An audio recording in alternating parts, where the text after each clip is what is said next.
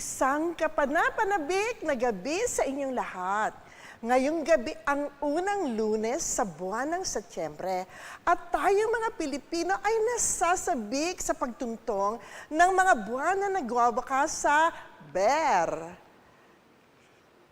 Tinitingnan natin ang mga buwan na may Ber sa dulo bilang paghahanda sa parating na pagdiriwang ng kapanganakan ni Jesus.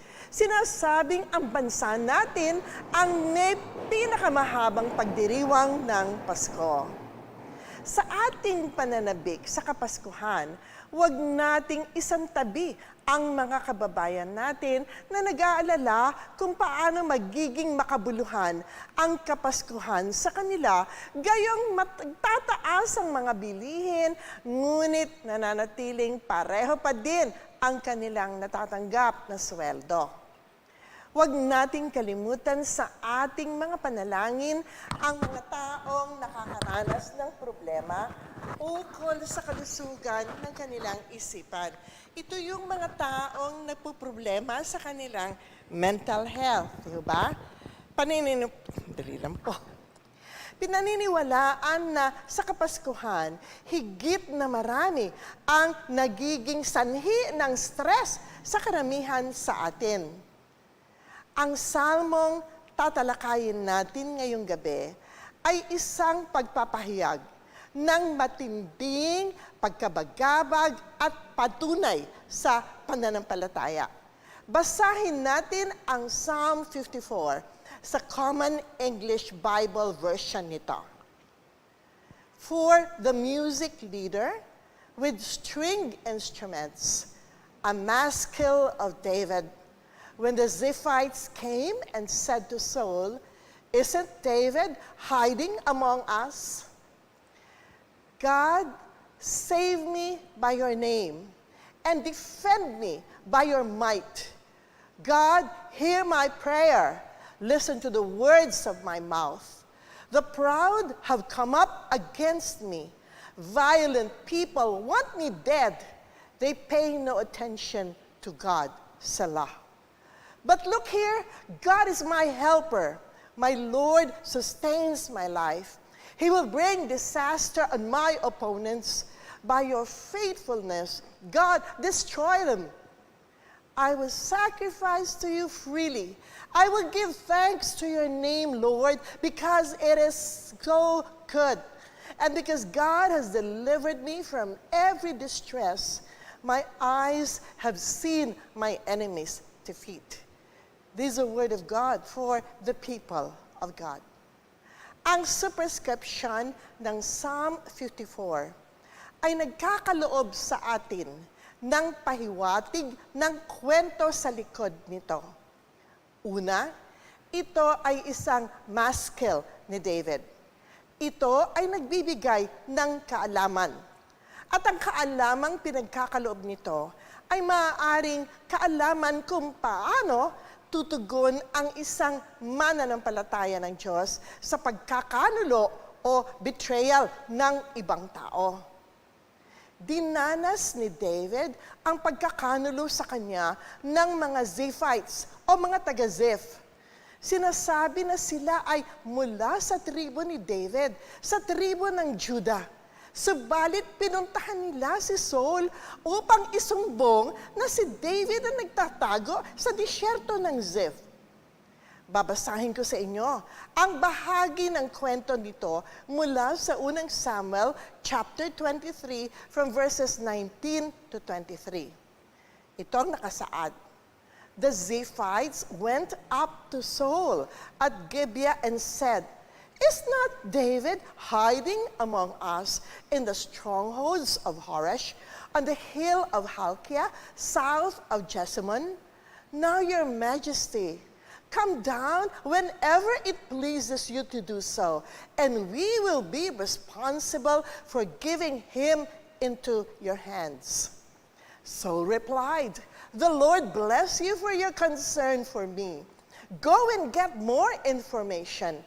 Find out where David usually goes and who has seen him there. They tell me he is very crafty. find out about all the hiding places he uses, and come back to me with definite information. Then I will go with you. If he is in the area, I will track him down among all the clans of Judah." End of quote. Mula sa commentary ni Matthew Henry, ang salaysay naman na ito. Basahin ko sa inyo. David was just then encamped with some of his followers in some thickets bordering on this trackless desert. The Ziphites evidently knew the country well, not only the hills, but the solitary waste stretching out at its base. They were willing and ready if Saul's trained soldiers marched into their neighborhood to act as their guides in the pursuit of the famous outlaw and his men. They kept their promise faithfully, and in the pursuit which followed the arrival of Saul and his forces, David was in extreme danger of capture. Sa sandali ng panganib na kinahaharap niya, sa malapit na pagkahuli sa kanya ni Saul, nanalangin si David, "God, save me by your name. Defend me by your might. God, hear my prayer. Listen to the words of my mouth." Nagumpisa ang ika-54 na Salmo na may 4 na pagsusumamo si David sa Panginoong Diyos. Save me, defend me, hear me, listen to me. Kung susuriin natin ang kanyang panalangin, ay makikita natin na inuutusan niya ang Diyos. Sino ang mangangahas utusan ang Diyos? Ang mga binitawan ni David na salita ay kahilingang batay sa kanyang karapatan bilang isang taong matuwid na aasikasuhin ng Diyos ang kanyang pangangailangan. Tinitignan ng ilang mga Hebrew language grammarians na ang mga salita ni David ay maramdaming pamamaraan ng pagbibigay ng utos ng isang taong mas mababa ang ranggo sa isang higit na nakakataas sa kanya para pakikiusap sa isang tao o isang nilalang na mas mataas ang antas sa buhay. Why is David demanding God's attention and commanding God to act? Because his enemies have risen against him to tear him apart with their words. Sabi nga niya sa verse 3, "The proud have come up against me. Violent people want me dead. They pay no attention to God." Selah, meaning pause. Tinatawag ni David na the proud at violent people ang mga Ziphites. Their betrayal of David was so contrary to both David and God's cause that David could rightly refer to them as proud and violent. Sa ibang Bible versions, tinawag silang strangers and oppressors who sought David's life. Naranasan niyo na bang pagtaksilan o ipagkanulo? Betrayal is probably the most devastating loss a person can experience. Ang taong ipinagkanulo ay lubos na nasasaktan sapagkat ang taong nagkanulo sa kanya ay pinagkakatiwalaan niya. The betrayed first trusted the betrayer. Sabi nga, it is fairly impossible for you to be betrayed if you did not trust the individual in the first place.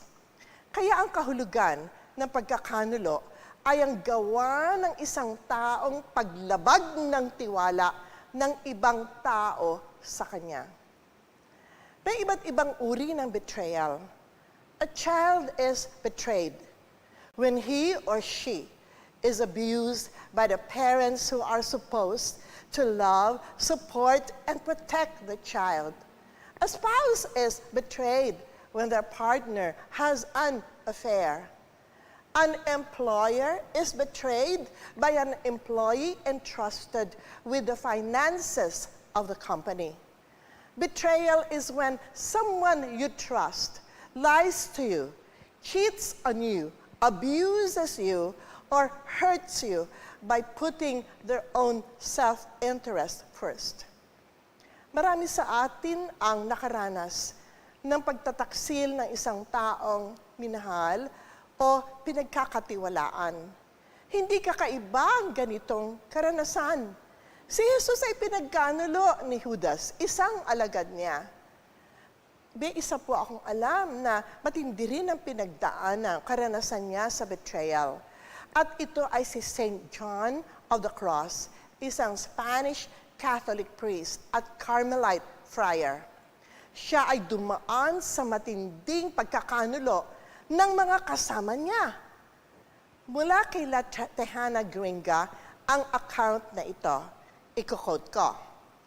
The reforms he pushed, which included such things as stringent fasting and not wearing shoes, did not win him many friends. At one point, a group of Carmelites opposed to reforms broke into the place he was staying, kidnapped him, and held him in front of an inquest that basically hung him out to dry. They imprisoned him in what basically amounted to a closet on their monastery grounds. They fed him only bread, water, and tiny bits of fish, kept him confined in his tiny little closet, and would haul him out weekly and beat him up with a whip in front of the entire community. Ang sariling religious order ni John of the Cross ang kumidnap sa kanya. Ikinulong siya sa aparador, nirasyonan ng kakaunting pagkain at pinahirapan siya sa harap ng maraming tao. Not just once, kundi linggo-linggo. And I continue to quote,